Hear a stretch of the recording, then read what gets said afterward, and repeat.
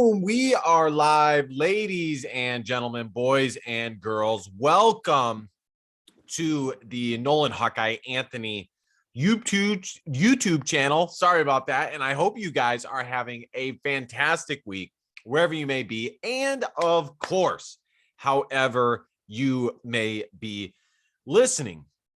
We had the spring game happen last weekend.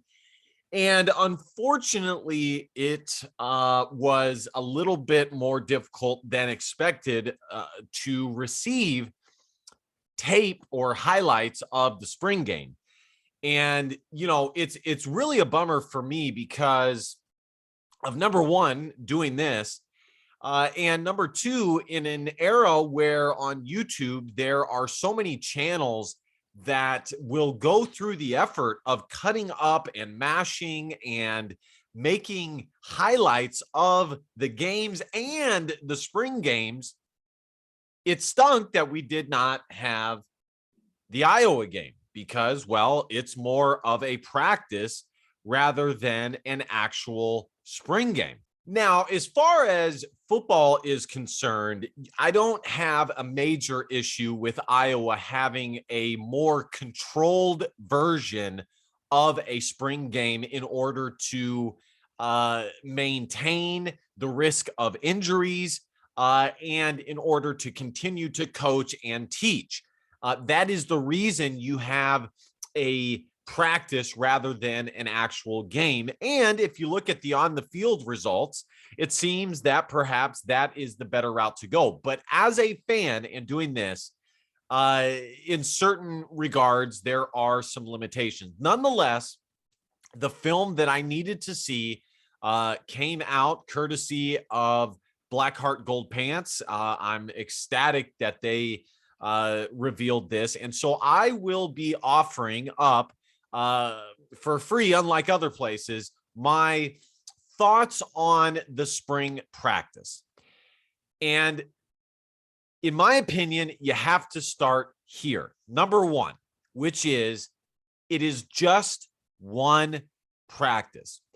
And the same way that you would not scrutinize a player based off of one game over the course of a season. Rather, you would look at their whole season and come to a judgment. We should do the same here. It is just a snapshot.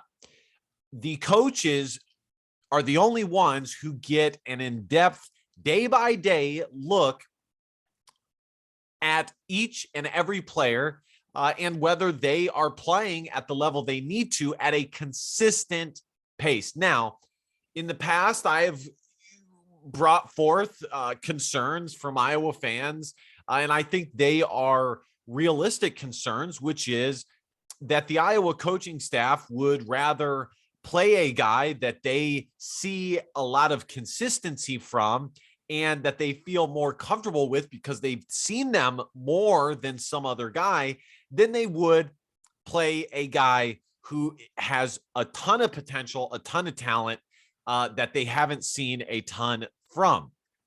And that brings me, so that's first and foremost.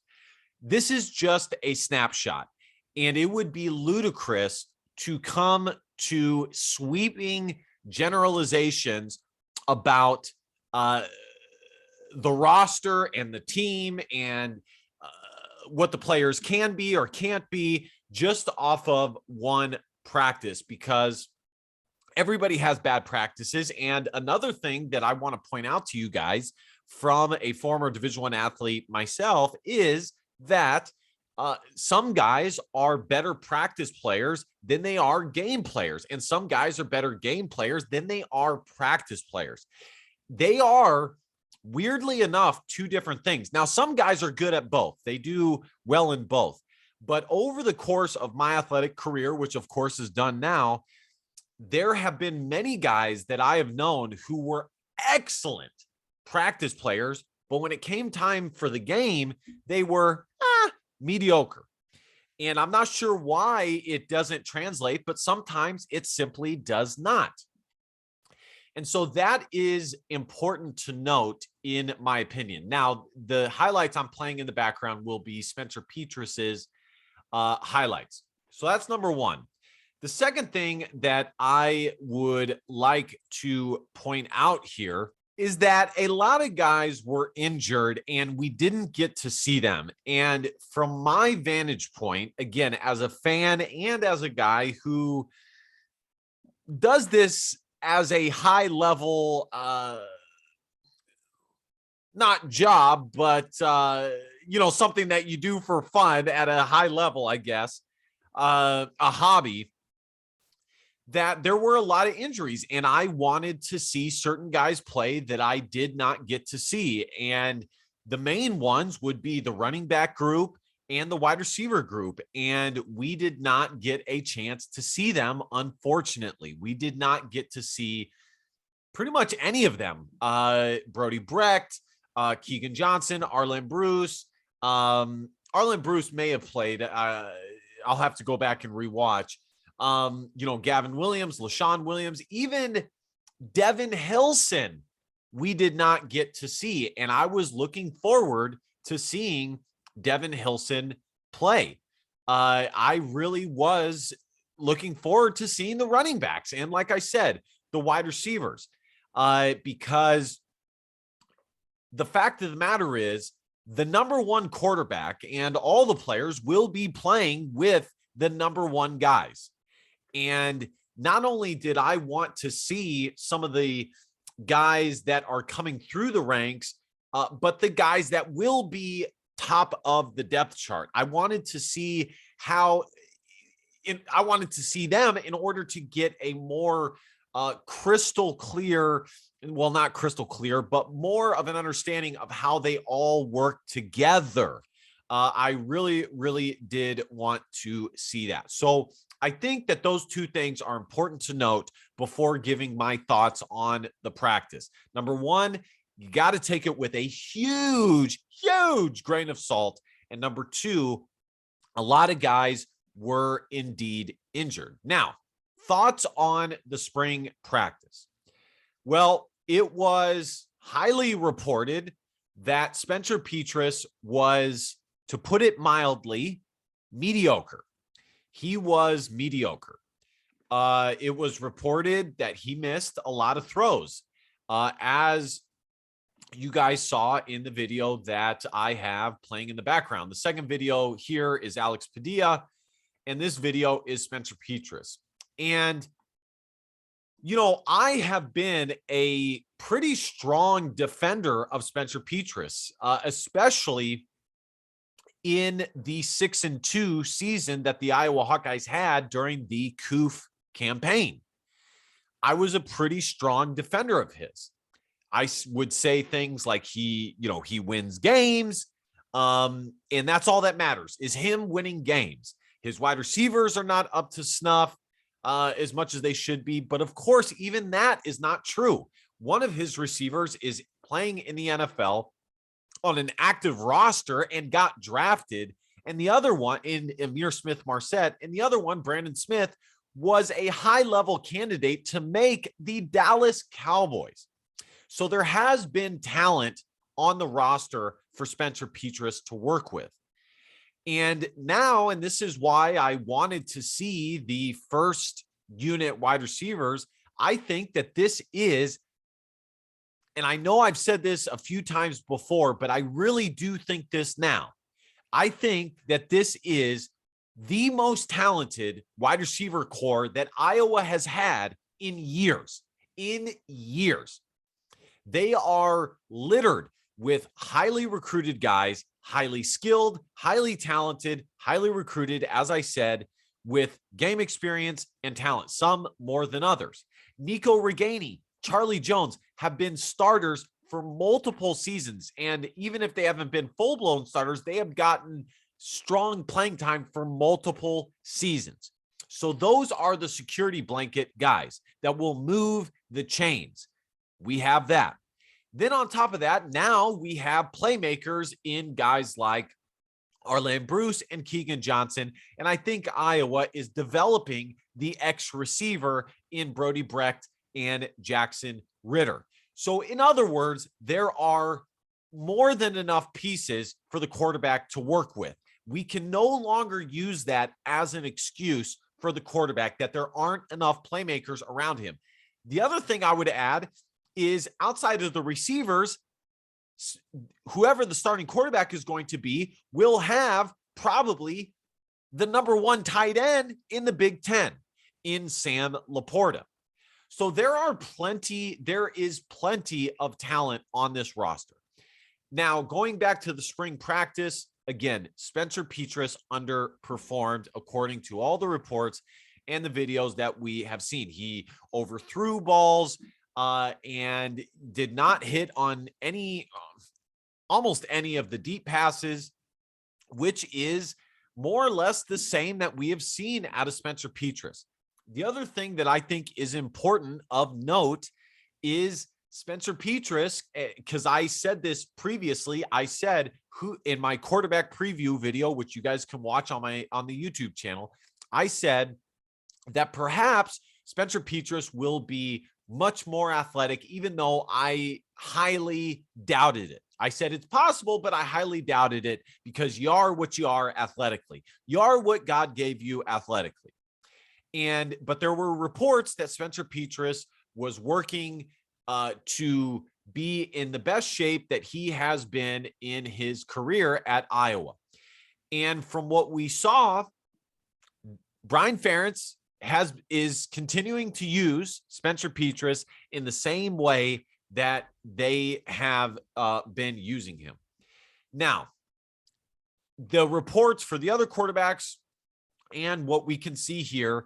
Now, I got to get all my thoughts in order here. The second thing that is important to note when it comes to Spencer Petras is he was largely going up against the ones or high-level twos, the first stringers and the high-level second stringers, whereas Joey Labus was going up against the second, the third, and the fourth string, and Alex Padilla was going up against mostly the second string and some first string, but mostly second and third string. Okay, that is important to note. But I want to make this point, and I need to make this crystal clear.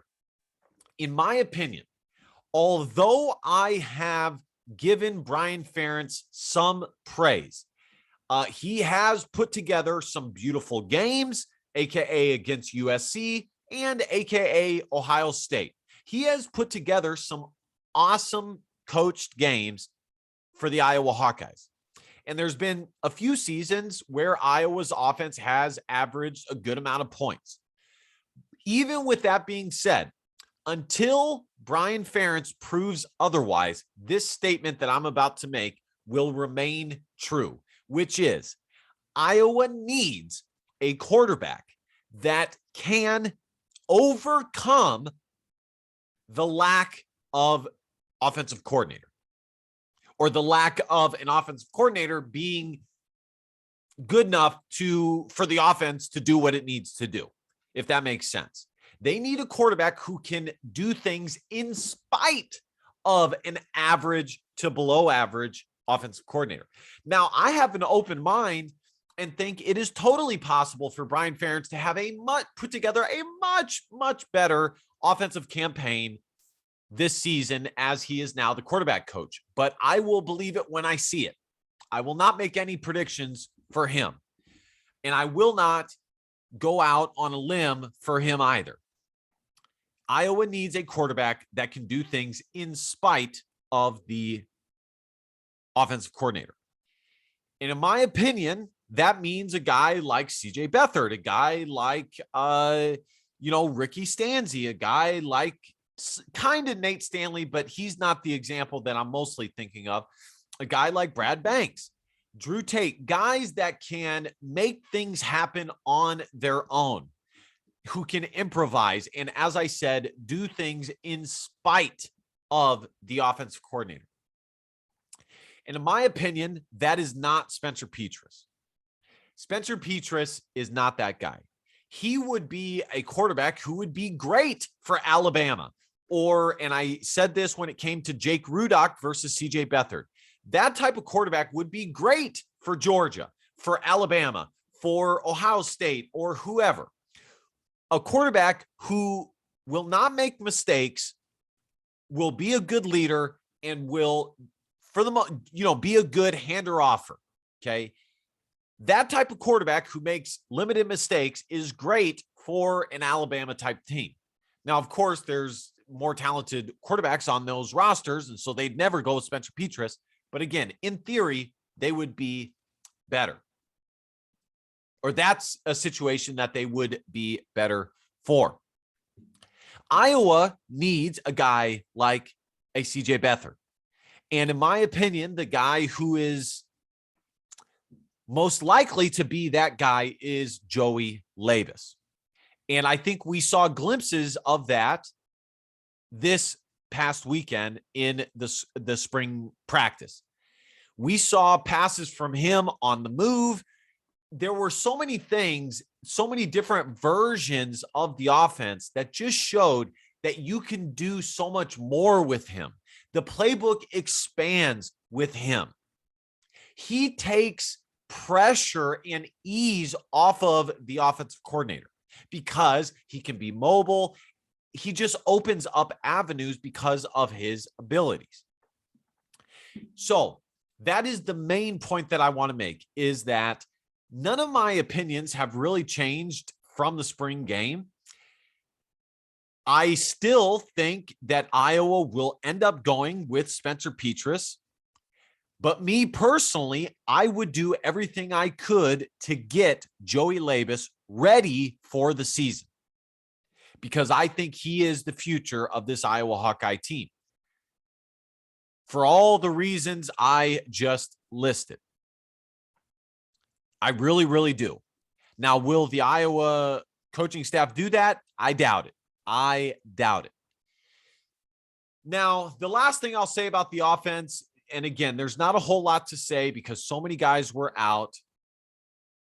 So many guys were out, is that the offensive line did not look like what I was hoping it would look. And there's still a lot of time to fix that, but they did not look how they, in my opinion, I was hoping for them to look. The last thing I would say is, outside of the rollouts, the Joey Labus rollouts, the Alex Padilla rollouts in order to make a pass, in order to move the sticks, the offense was the same old Iowa Hawkeye offense. So there wasn't really a ton to report with that. Switching to the defense, there were plenty of things of note, which I would say the defensive line, as I told you guys a few times already, it's loaded. It is the second or third best position group on this Iowa Hawkeye team. The secondary is really strong. The linebacking group is really strong. And the defensive line is really strong. They only lost one guy, Zach Van Valkenburg. Everybody else is back, and they looked phenomenal. They really, really did. The defensive line looked great.